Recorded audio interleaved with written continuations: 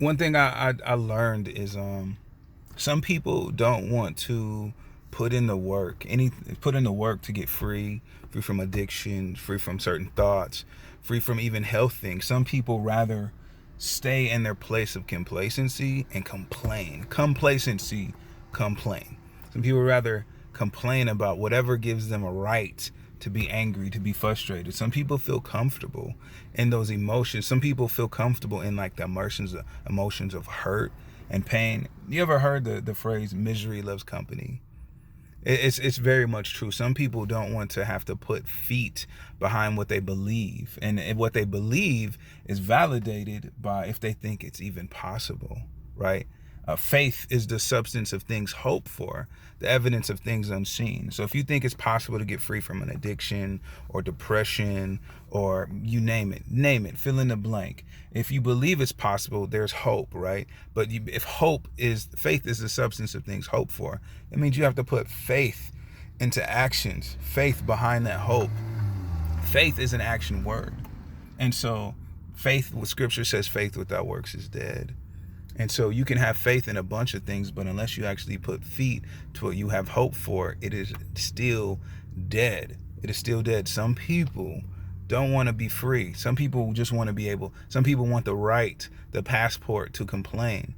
Some people benefit from you staying in trauma, staying in oppression, staying in depression, staying in addiction. Some people benefit from that. So be aware of anyone in your life that may benefit from you staying stuck, staying broken, staying sad. And a lot of times it's not the direct result of this person did this, therefore I'm sad.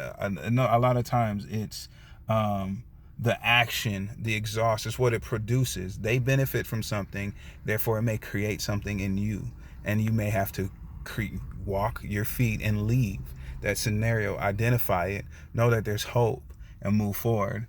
I was with somebody in a relationship, and they were frustrated because they were like, it was very easy for you just to break up with me. I was like, yeah, I wonder why. And it's like this, because I knew that if I've been wasting my time up until now, the best thing I can do to not waste my time is literally stop and start moving forward. The best way to not move, my friend said this, the most direct, the fastest way from any to any destination is a straight line. For me, I realized that if I don't want to have to endure this anymore, or I don't want to have to walk through this anymore, if I want to get to the solution or the promise or whatever is possible, I immediately have to identify it, stop, and then start moving forward.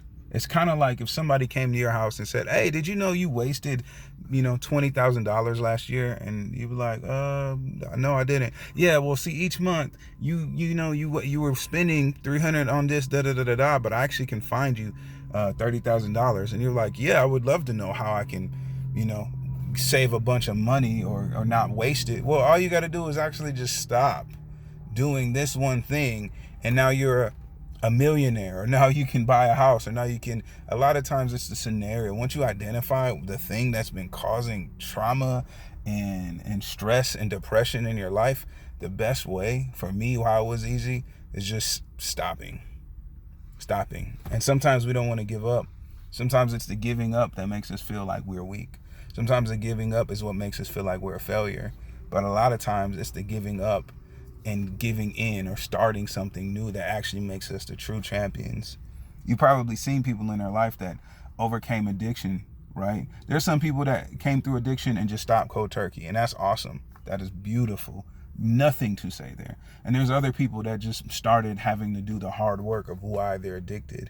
Either way, both these people are champions, and it might not be that your scenario might not be the same as other people's scenario, but once you identify the situation and you start walking towards a goal, and whatever it is that makes you a champion, that makes you Lance Armstrong or whatever, that makes you Muhammad Ali. Like when you do the work in your heart, it doesn't matter what your body has to go through to recover. Muhammad Ali once said this. They said, how many sit-ups do you do? I think it was sit-ups, maybe push-ups. How many push-ups do you do a day? And he said, I don't start counting until it starts to hurt. I don't start counting until it starts to hurt, right? Like, Sometimes when you have to invest in yourself, it's gonna be a sacrifice. It's gonna hurt, and sometimes it requires that much dedication. He said, I don't start counting until it starts to hurt. How dedicated are you to whatever freedom looks like in your life? Whatever that is. Maybe it's weight, right? I'm a fat dude. Maybe it's weight. Maybe I need to lose 50 pounds, or maybe it's I need to save money, or maybe whatever. Like, how dedicated are you to that, and not letting anything or anyone distract you from it? Anyways, I love you. Just wanted to share. Some people don't want to see you free. Some people benefit from you not being free. And sometimes there's work in ourselves that we have to identify. And some people don't want to identify. They don't want to deal with that. They don't want to lay the axe to the root of whatever that tree is. They'd rather just make a tree house. Are you carrying around an axe, or are you carrying around wood to build a house around whatever's been rooted in your life and holding you back? I love you, friend.